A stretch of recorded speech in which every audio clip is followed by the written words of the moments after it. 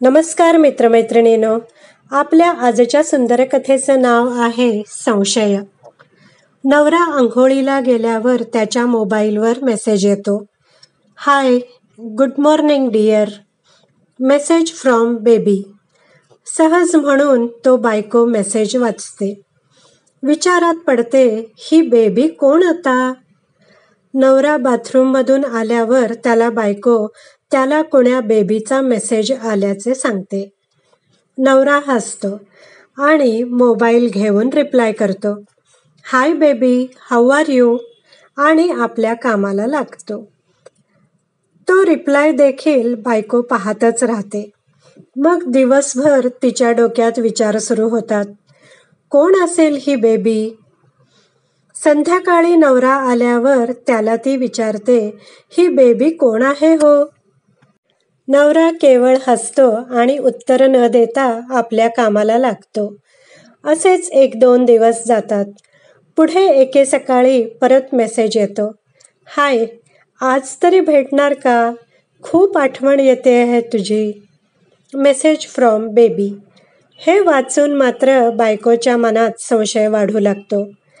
अधूनमधून अशाच प्रकारचे मेसेज यायचे.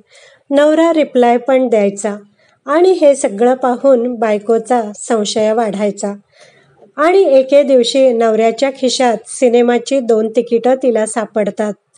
त्याचं रूपांतर शेवटी तिच्या प्रचंड रागात होतं. दोघात कडाक्याचं भांडण होतं.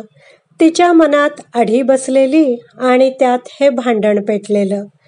त्या भरात बायको त्या दिवशी नवरा ऑफिसला गेल्यावर त्याच्यासाठी एक चिठ्ठी ठेवते. मी घर सोडून माहेरी जाते आहे, कायमची.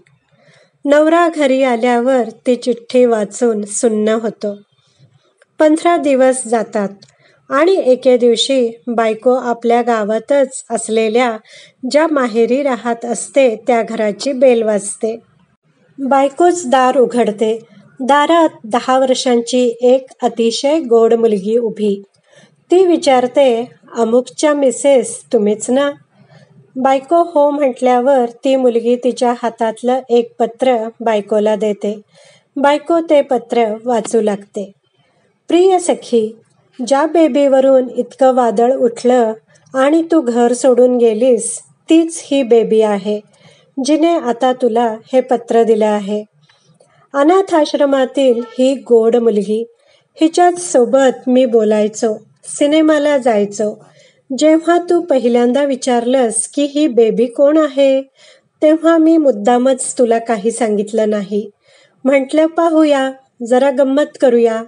मात्र तुझा बेबी संशय वाढतच गेला आणि तिथेच विश्वासाला तडा गेला.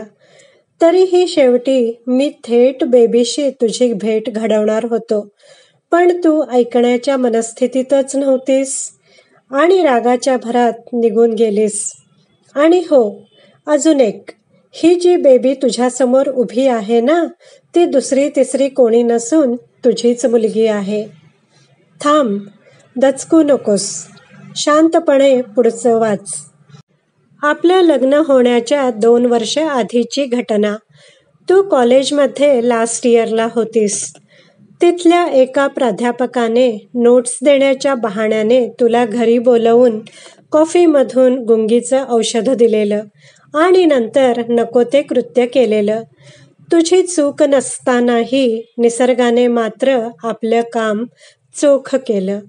नंतर प्रयत्न करूनही अबॉर्शन घडलं नाही. इब्रतीचा बोभाटा नको म्हणून घरच्यांनी तुला 6 महिने घरातच झाकलेलं. तुझे वडीलच डॉक्टर असल्याने फारसा बोभाटा न होता नको ते बाळ जन्मलं.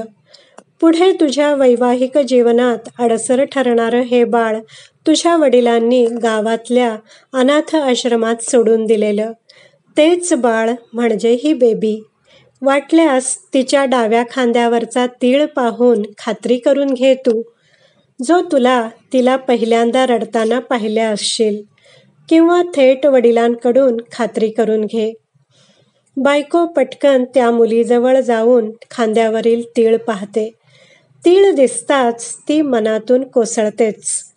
डोळे भरून आलेले, पण पत्र अजून बाकी असते. ती पुढे वाचायला सुरुवात करते. आता हे सगळं मला कसं माहीत? तर तुझ्या पापभीरू वडिलांनीच न राहवून आपल्या लग्नाच्या 1 महिना आधी मला भेटून हे सांगितलं आणि वाटल्यास अजूनही तुम्ही लग्न मोडू शकता असंही सुचवलं. तरीही मी तुला स्वीकारलं, कारण झालेल्या प्रकारात तुझी चूक काहीच नव्हती आणि आपलं लग्न झालं. पण मीच अधूनमधून त्या बेबीला जाऊन भेटायचो. तिच्या सहवासात छान वाटायचं मला. लळा लावला होता पोरीने. बस, माझं सांगून संपलंय सगळं.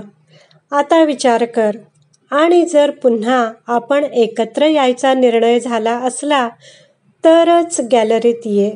सदैव तुझाच. बायको ताडकन धावत धावत गॅलरीत जाते.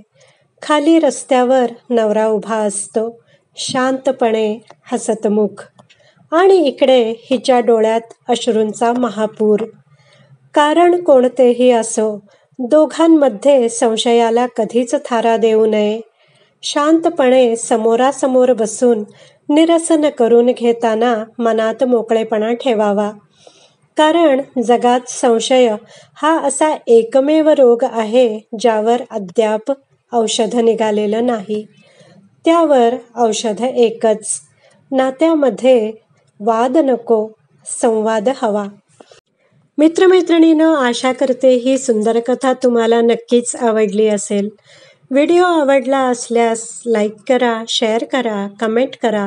माझ्या चॅनलला सबस्क्राईब करा. व्हिडिओ पाहिल्याबद्दल धन्यवाद.